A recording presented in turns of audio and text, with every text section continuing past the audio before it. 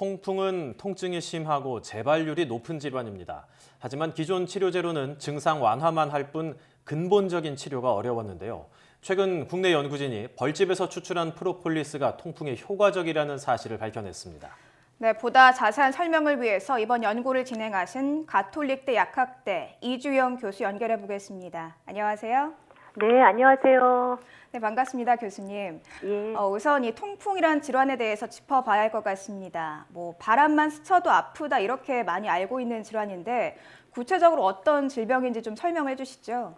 예. 통풍은 관절 내에 요산이 침착되면서 발생하는 질환입니다. 네. 이게 주로 발에서 시작해서 여러 관절로 번지는데요. 극심한 통증과 함께 관절이 붓고 또 관절이 변형되기도 합니다. 우리나라에도 이게 서구 식단이 보급됨으로써 최근에 발병률이 급속도로 증가하고 있는 질병이고요. 재발률이 높고 또 방치할 경우에 만성 관절염으로 이어질 수도 있고 또 고혈압이나 당뇨와 같은 대사질환, 심근경색, 협심증, 중풍 이런 심혈관계 질환 위험까지도 높이는 매우 위험한 질환입니다. 네, 단순히 통증이 심한 것뿐 아니라 재발률도 높고 그 이후에 방치하면 더 심각한 문제가 일으킬 수 있는 만큼 그 치료도 중요할 것 같은데요. 그렇다면 현재 이 통풍 치료는 어떻게 이루어지고 있습니까? 급성기에는 일단 비스테로이드성 소염 진통제를 사용해서 통증과 염증을 가라앉히고요. 네. 이후에 개개인 증상과 병증에 따라서 원인 물질이 되는 요산 생성을 억제하거나 그 배출을 촉진하는 약제를 사용하는 치료를 시행하게 됩니다. 하지만 이게 현재의 치료법은 제한적이어서 재발률이 높고요. 또 여러 가지 부작용도 동반하게 됩니다. 이게 근본적인 치료가 아니라 일시적인 통증 완화만을 제공하는 데 그치고 있어서 이게 문제인 거죠.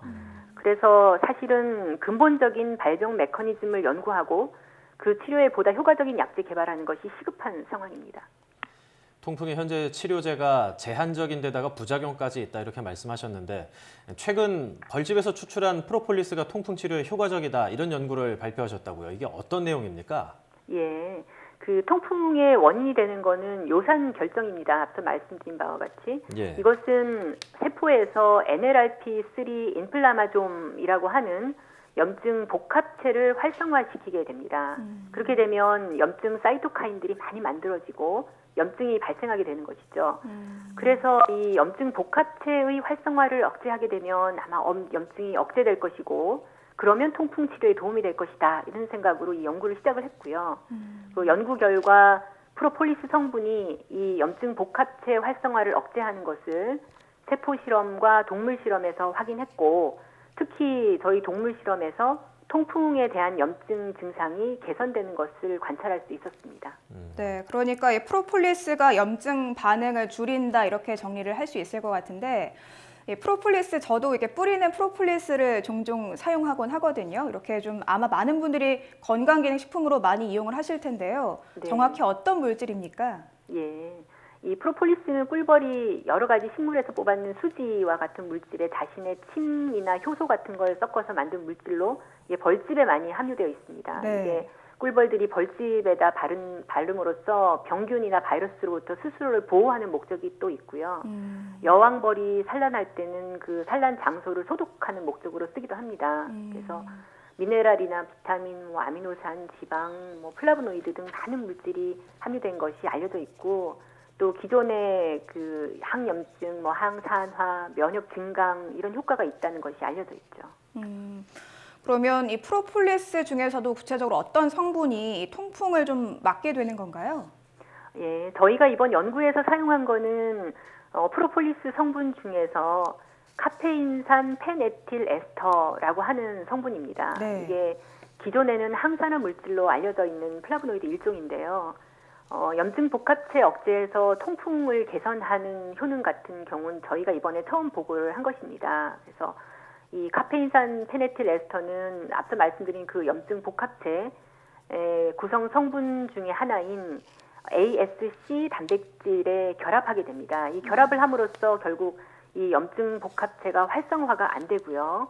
그렇게 되니까 염증이 차단이 되는 것이죠. 그래서 이제 저희가 이 연구를 해서 네이처 자매지인 사이언티픽 리포트에 보고를 했습니다. 기존에 쓰이던 소염제나 치료제보다 효과가 더 높을 것으로 예상된다고 하시는 것 같은데 이미 네. 동물 실험도 진행을 했다고 들었습니다. 이게 어느 정도 효과가 있나요? 예. 저희 연구 결과에 따르면 마우스의 이 카페인산 페네틸 에스터를 30mg/kg 정도로 1회 경구 투여했을 때 요산에 의한 통풍 증상이 개선이 됐습니다. 개선된 증상이라고 할 때는 부종이라든지 조직의 염증 상태 등을 말씀드리는 건데요. 이 관찰한 결과 거의 완전히 개선이 된 것으로 보이고요. 저희가 더 낮은 용량인 10mg/kg으로 경구 투여했을 때도 증상 개선이 관찰되기 시작했기 때문에 이 효능은 상당히 우수한 것으로 생각이 되었습니다. 네. 아직 동물 실험 단계이긴 하지만 효능이 굉장히 우수하다 이런 말씀을 해주셨는데요. 그렇다면 뭐 부작용이라든가 안전성 문제는 어떨지 궁금한데요. 어떻습니까? 그렇죠. 그 새롭게 발견된 물질하고 뭐 새롭게 만들어진 화학 물질 같은 경우는 사실 인체 안전성 테스트를 거치는 기간이 상당히 오래 걸리고 또 안전한지 확인하는데 뭐 많은 이제 시간과 노력이 들어갑니다. 네. 그런데 프로폴리스는 오랜 동안 민간에서 또 사용해 왔고 건강기능식품으로도 많이 이제 섭취하고 있는 물질이죠. 그렇기 때문에 부작용이나 안전성 측면에서는 상당히 유리하다고 할 수 있습니다. 좀 전에 이제 동물 실험에서 쥐에게 경구 투여를 했다라고 얘기를 하신 만큼 기존에 있었던 프로폴리스를 우리가 그냥 섭취하는 걸로도 효과를 볼 수 있을까요? 아니면은 새롭게 개발하는 치료제를 통해서 우리가 치료를 기대를 해봐야 할까요?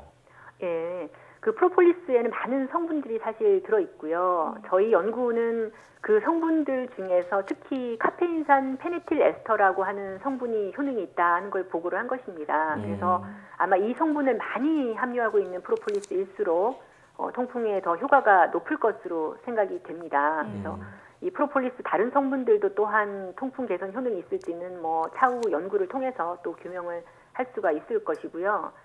저희가 이런 연구를 통해서 사실 통풍을 억제할 수 있는 그 신약의 새로운 타겟을 제시한 게 또 의미가 있기 때문에 이 타겟에 대한 억제제 개발하는데 또 플랫폼 기술로 저희가 활용을 하면 그 통풍에 대한 치료제 개발에 더 활용도가 높을 것으로 생각을 합니다. 네. 그러면 우리가 실제로 이 섭취할 수 있는 신약으로 개발하려면 시간이 어느 정도 걸릴 거라고 예상하시는지요? 사실 저희가 지금까지 진행된 연구는 이게 세포 실험하고 동물 실험을 통해서 이 카페인산 페네틸 에스터가 통풍 치료 가능성이 있다 하는 걸 제시를 한 것이죠. 그래서 네. 이후에는 사실 화학 연구자들하고 연계를 해서 이 카페인산 페네틸 에스터보다 더 효능이 우수한 화학 물질을 스크리닝을 해서 그 더 효능이 우수한 물질을 이제 도출할 필요가 있고요. 네. 그 물질을 도출한 이후에는 이제 일련의 그 신약 개발 과정, 그 효능의 확대화, 또 안전성 테스트라든지 또 뭐 임상 실험 같은 거를 거쳐서 아마 이제 신약 개발로 이어질 수 있을 것 같고, 저도 이게 향후에 이런 신약 개발로 이어질 수 있는 그런 연구를 진행하면 좋겠다고 생각을 하고 있습니다. 네, 아직 갈 길이 멀긴 한데 이 전국에 있는 많은 통풍 환자들에게 큰 희망이 되는 그런 연구 결과가 아닌가 싶습니다. 지금까지 가톨릭대 약학대 이주영 교수였습니다. 오늘 말씀 잘 들었습니다. 네, 감사합니다.